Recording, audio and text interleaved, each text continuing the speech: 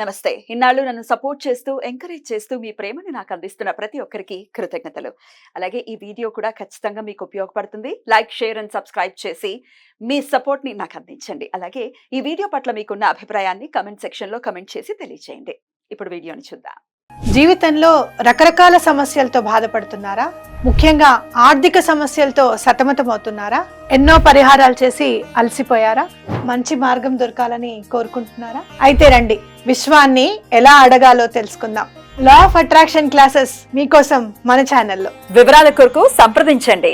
నమస్తే, welcome to our channel. నేను పద్మిని. ప్రస్తుతంతో పాటు ప్రముఖ ఆధ్యాత్మికవేత్త, ఆస్ట్రాలజర్, లైఫ్ కోచ్, బాల త్రిపుర సుందరి ఉపాసకురాలు శ్రీమతి డాక్టర్ ఆర్బి సుధా గారు మనతో పాటు ఉన్నారు. మాట్లాడదాం. సుధా గారు నమస్తే అండి. నమస్కారం పద్మిని. ఎస్ సుధా గారు, బోర్డు మీద మీరు రాశారు. అవును, అన్ని స్తంభన. ఇప్పుడు కరెంట్ టాపిక్ కదా, హాట్ టాపిక్ అయిపోయింది అది. డెఫినెట్లీ. ఇన్నాళ్ళ స్తంభన ఏంటి సుధా గారు? స్తంభన 7th జూన్ వరకు. అవును, స్తంభన అనే దానికి మనం ఆల్రెడీ మాట్లాడుకున్నాం. బట్ జనరల్ గా చెప్పాలి అంటే ఎప్పటికైనా ఇప్పుడు నాట్ ఓన్లీ రిట్రోగ్రేడ్ మోషన్, మళ్ళా నీచ పడినప్పుడు స్తంభన అంటే ఏంటి? మనమే ఉన్నాం, మనకు ఒంట్లో బాగాలేకపోతే ఏం చేస్తాం? అలాగే ఆగిపోతుంది.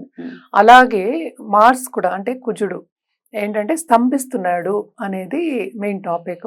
ఎక్కడ స్తంభిస్తున్నాడు అనేది వెరీ ఇంపార్టెంట్. స్తంభన అనే దానికి అందుకనే ఎగ్జాంపుల్ కింద అది చెప్పాను అనమాట.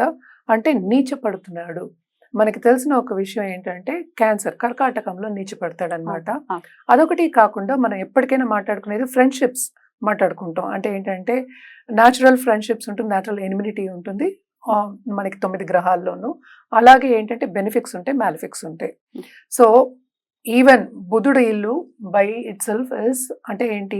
స్తంభన ఎక్కడ జరుగుతుంది? క్యాన్సర్. ఇక్కడి నుంచి ఎక్కడ దిగాలి? మనకి మిథునం నుంచి దిగాలి కనుక Mithunam by itself is a enemies place అనమాట.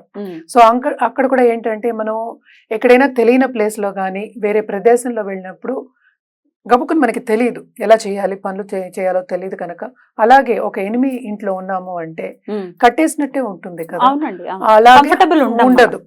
అందుకోసమే స్తంభిస్తోంది ఎన్ని నెలలు అని చెప్పుకుంటున్నాం అనమాట. అది ఎప్పుడెప్పుడు జరుగుతోంది అనేది చూద్దాం. ఇప్పుడు ప్రస్తుతం మనం ఇంకా ఆగస్ట్ ఎండ్ సెప్టెంబర్ లో ఉన్నాం అనుకుందాము. ఆగస్ట్ 26th నుంచి మిథునంలో ఉన్నారు. సో మిథునం నుంచి మళ్ళా ఏమో కర్కాటకంకి October 20th వెళ్తున్నారు అనమాట. సో వెళ్ళిన తర్వాత అక్కడ రిట్రోగ్రేడ్ మోషన్ అనేది జరుగుతోంది. అంటే క్యాన్సర్ లో నీచ స్థితిలో జరుగుతోంది. అదేమో 21st జనవరికి మళ్ళా మనకి మిథునంలోకి వెళ్తారనమాట. సో October 20th నుంచి 21st Jan వరకు రెట్రోగ్రేడ్ లోనే ఉంటారు ఆయన? లేదు, కిందకి దిగిన తర్వాత రిట్రోగ్రేడ్ అవ్వాలి కదా. అవ్వాలి. రెట్రోగ్రేషన్ లోనే నీచంలో రెట్రోగ్రేడ్ రిట్రోగ్రేడ్ అంటే కిందకి దిగాలి కదా. So that is direct motion. So మళ్ళా రిట్రోగ్రేషన్ అయినప్పుడు వెనక్కి వెళ్ళాలి కదా. సో వెనక్కి ఎప్పుడవుతోంది? అది మనకి జనవరిలో అవుతుంది నెక్స్ట్ ఇయర్. మిథునంలోకి వెళ్తున్నారు. అది నేను అందుకనే 6 వేశారు. ఫిబ్రవరి వరకు ఉందన్నమాట అది. సో ఫిబ్రవరి వరకు అంటే రిట్రోగ్రేషన్ మోషన్ అనమాట. అంటే 24th ఫిబ్రవరి వరకు ఉంది. మళ్ళీ డైరెక్ట్ మోషన్ అవ్వాలి. రిట్రోగ్రేడ్ అయిన తర్వాత మళ్ళీ కర్వ్ తిరగాలి కదా, వెనక్కి తిరగాలి. అప్పుడే కదా మనం డైరెక్ట్ మోషన్ రావాలి. So direct motion 24th Feb నుంచి 3rd April మనకి మిథునంలో అవుతున్నారు. దాని తర్వాత ఏంటంటే 3rd April కి మనకి కర్కాటకానికి వస్తున్నారు అనమాట. June 7th వరకు ఇక్కడ ఉంటున్నారు. తర్వాత June 7th కి మనకి సింహంకి వెళ్తున్నారు అనమాట.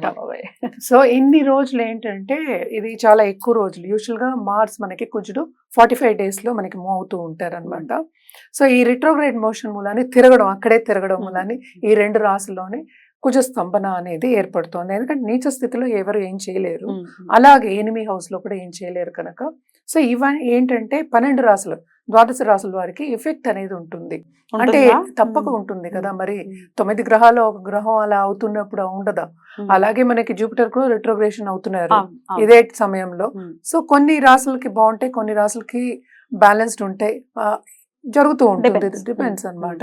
It is not only that. ఏంటంటే దీంట్లో కూడా మళ్ళా రిట్రోగ్రేడ్ అయినప్పుడు ఒకలా ఉంటుంది, Hmm. డైరెక్ట్ మోషన్ అయినప్పుడు ఒకలా ఉంటుంది. Hmm. సో 2 విధంగా మనం చెప్పుకోవాల్సి వస్తుంది ఒక్కొక్క రాశికి ఓ అన్నమాట. రెండు చెప్తారు అయితే ఇప్పుడు. అవును, 2 ఉండాలి అండ్ పరిహారం కూడా ఆబ్వియస్ గా చెప్తారు కదా. అంతే కదా. Right. జనరల్ పరిహారం అంటే మనం కుజుడికి Hmm. జపం అది చేసుకోవడం అనేది జనరల్ గా చెప్పుకునేది. Hmm. మనం ఒక్కొక్క రాశికి చూసి మనం విడివిడిగా చెప్పుకోవచ్చు. తప్పకుండా ఈ ఎక్స్ప్లెనేషన్ ఖచ్చితంగా వినాలి, వినకుండా డైరెక్ట్ గా వెళ్ళిపోవటం, డైరెక్ట్ గా రాశి గురించి తెలుసుకుంటే మనం నాలెడ్జ్ ఉంటే దాని అర్థం ఇంకాస్త బెటర్ గా అర్థం అవుతుంది మనకి.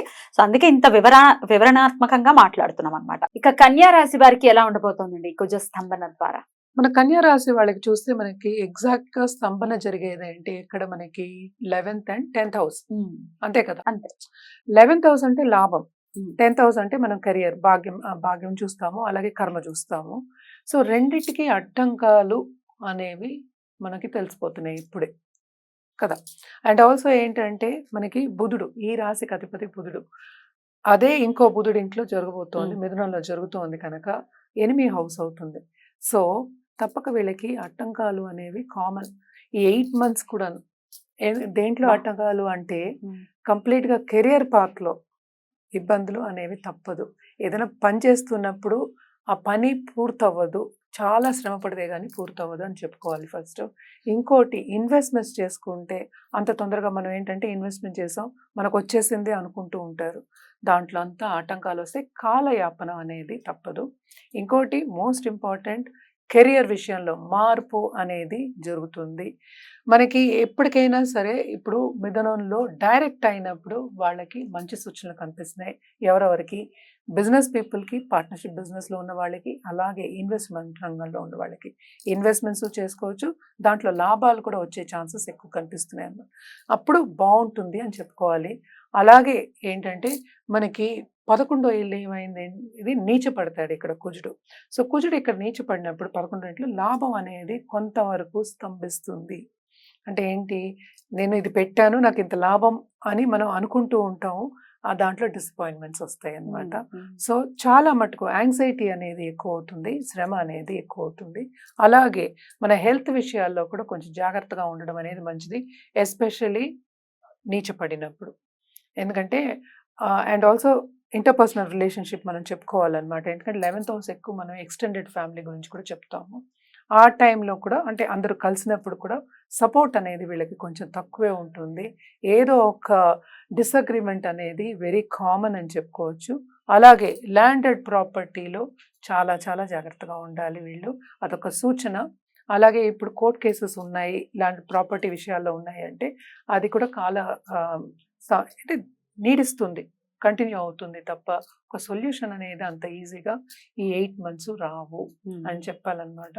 సో ఇవన్నీ జాగ్రత్త పడాలి అంటే తప్పక వీళ్ళు కూడా రెమెడియల్ మెషర్స్ చేయాలి, పరిహారం అనేది చేయాలి.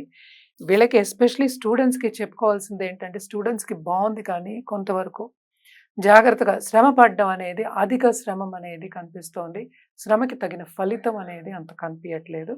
సో తప్పక వాళ్ళు కూడా రెమెడియల్ మెషర్స్ చేయవలసిందే. ఓం బుధాయ నమః అని చెప్పుకోవడం, at the same time Wednesday Lakshmi Ganapati హోమాలు పూజలు చేయడం అనేది ఎక్స్ట్రీమ్లీ ఇంపార్టెంట్. అంటే ఎందుకు లక్ష్మీ గణపతి చెప్తున్నానంటే, ఆబ్స్టకల్స్ అనేది మనకి ఇక్కడే కేతు కూడా ఉన్నారని మనకి తెలుసు, అంటే కన్యలోనే ఉన్నారు. సో ఇది కొంచెం ఆబ్స్టకల్స్ తగ్గాలి అన్నప్పుడు ఏంటంటే ఎప్పుడు మనం గణపతికి చెప్పుకుంటాం కనుక తప్పక గణపతి పూజ చేయడం అనేది ఎక్స్ట్రీమ్లీ ఇంపార్టెంట్. అలాగే ఏంటంటే వీళ్ళు దాన ధర్మాలు చేయడం, అలాగే పెద్దల ఆశీస్సు పొందడం అనేది ఎక్స్ట్రీమ్లీ ఇంపార్టెంట్, ఎస్పెషలీ ఈ 8 నెలల్లో.